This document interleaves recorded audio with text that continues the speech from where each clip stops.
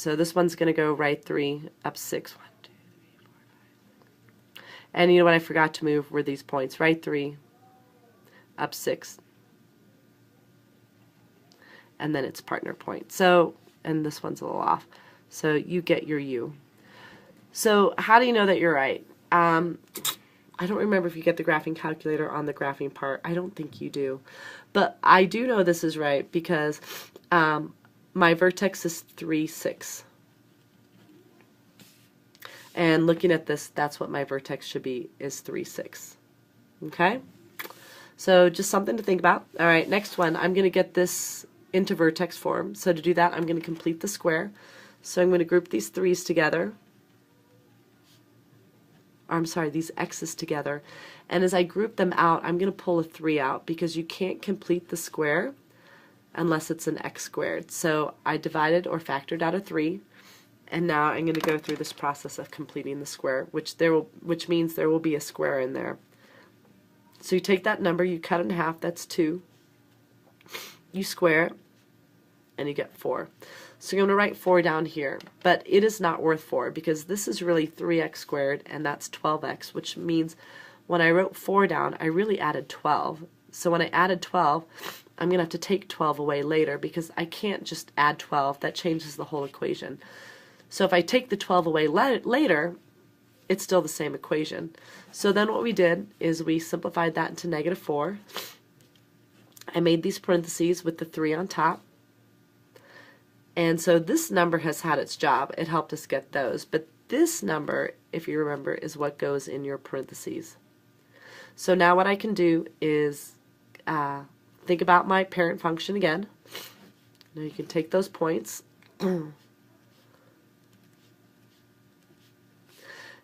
Oops. And again, we came up with these points because we were looking for points that we could pick for x that would fit on here, and then after we square them, because the parent function is x squared, would still fit on here. So that's why we picked these. So again, here's the parent function. I'm actually not going to graph that this time. What's going to happen is it's going to stretch. It's going to go left 2 and down 4. So the first thing I'm going to do is apply the stretch. So I'm going to multiply all of these by 3.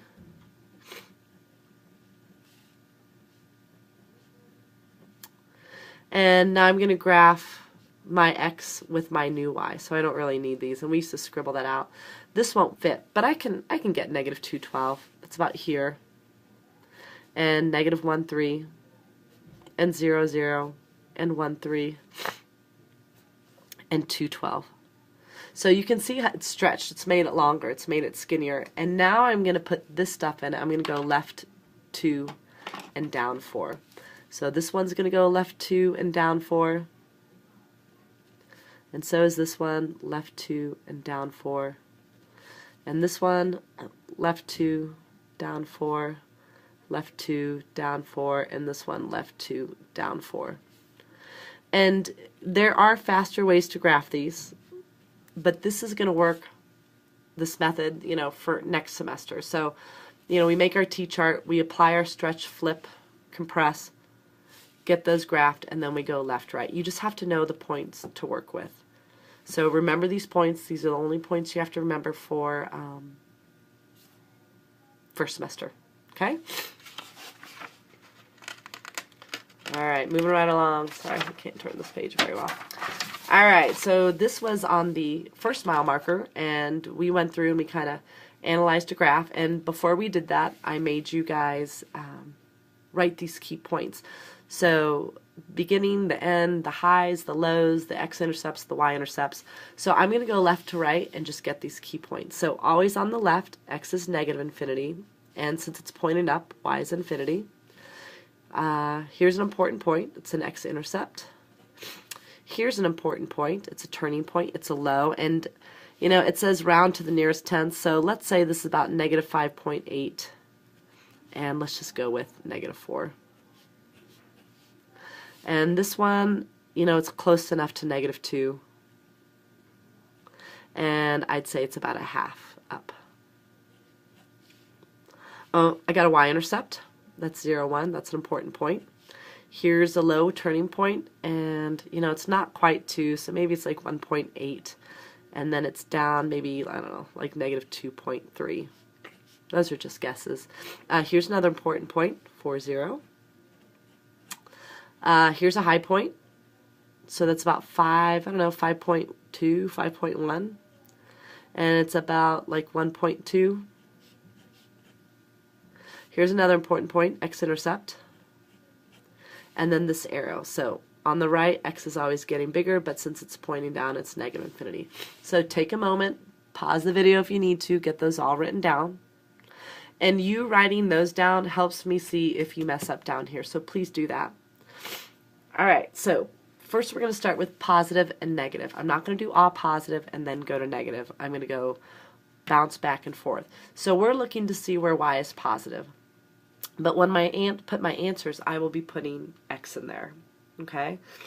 All right, so as I go left to right, all my y's are positive. So this is one stretch where it's positive. And it begins at negative infinity, and it ends at negative 7. And we always use parentheses for positive and negative interval. Here it's not positive or negative. But now when I keep going left to right, now it starts to be negative until it gets to here. Oh, look at that. I forgot some x-intercepts. Let's add these. Negative 3, 0, and negative 1, 0. Just realize that. Okay, so it's negative from here to here because it's not positive or negative. So it starts at negative 7 and goes to negative 3. So I'm going to put that here with parentheses. So after it gets to this point, this little bit's positive again. Y is positive. So it starts at negative 2 and it goes to negative 1. So I'm going to put that in the positive. Now it's not positive or negative. It's nothing. It's 0. But keep going left to right. Now it's negative again. And it starts at negative 1 and goes to 4. And then back to not being positive or negative, it's 0. So now I do another little bit. That's positive, so it starts at 4 and ends at 6. And then I have one more to do. It's keep going left to right. It's y is negative again. So it starts where x is 6 and y is infinity. And again, the reason we're using the x values is because if you use the y values, you know, when we look at this little part where it was positive, if you use the y values, you're going to say it starts at 0 and it ends at 0. And you can't start and stop at the same number. So we use the x's because while the y's might repeat, the x's will always be different when we look at a graph. So that's why we use the x values. All right, now we're going to do increase and decrease. So as I go left to right, I want to look where y is increasing and decreasing. So as I go left to right, the y's are going down. Even though the arrow is pointed up, when I go this way, they're pointing down until they get to the slow point. So my first stretch is from negative infinity to negative 5.8. Again, always parentheses on these. Now when I hit the low point, I start to go up. So the y's are increasing until I get to here. So my increase is from negative 5.8 to negative 2.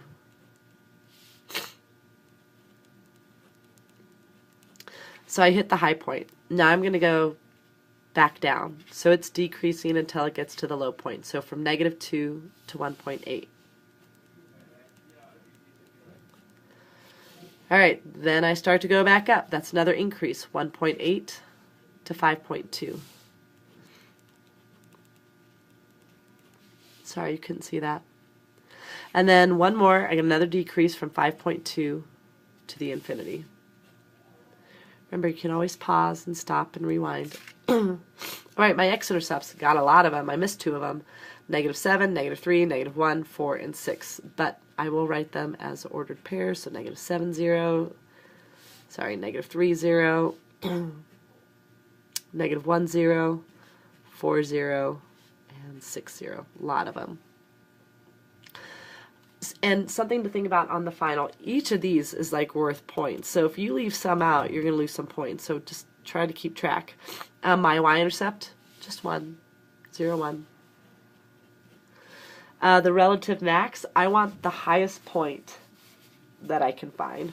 And it's a high point because the points around it, its relatives, you know, next to it, are not high. So 1 is this.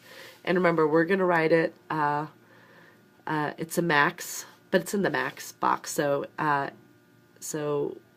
y equals 0.5 when x equals -2. Another high point is right here. So y equals 1.2 when x is 5.2.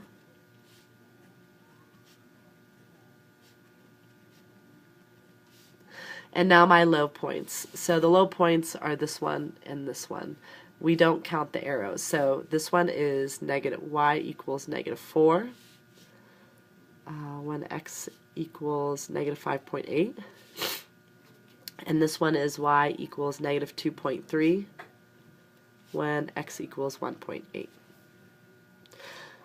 Finally, end behaviors. So this is where you have to write all this stuff. Sorry, I know it's a lot, but I'm writing it too, so we'll all suffer in misery together.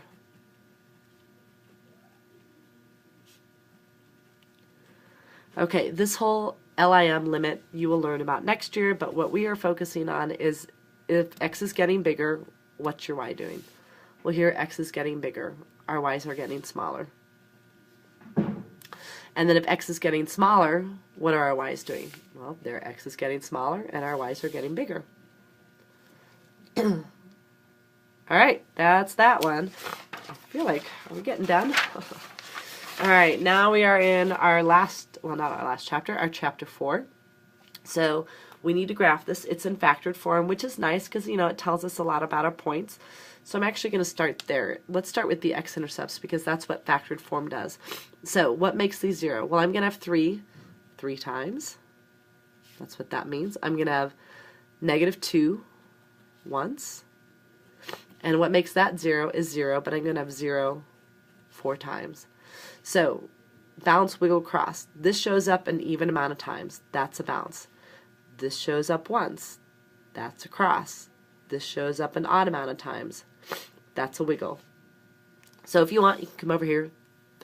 3, 0, and -2.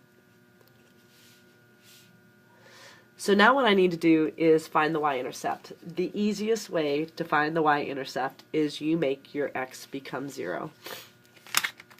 So, whoops, sorry. So first this negative is like a -1, and I'm going to put 0 in here, so 0 to the 4th. Put 0 in here, and 0 plus 2 is 2. It's 2 to the 1st. I don't need the first power. And then 0 minus 3 is -3, and -3 to the 3rd power is what we'll be doing. So first, I'm going to start with -1. -1, or my exponents. 0 to the 4th is 0. -3 to the 3rd power is -27. And then I'm going to multiply -1 times 0 times 2 times -27. Well, as soon as I see a 0 multiplying in there, this is going to give me 0. And then 0 times 2 is 0. And 0 times -27 is 0. So my y-intercept is going to be 0, 0, which we already have. My shape. So the shape is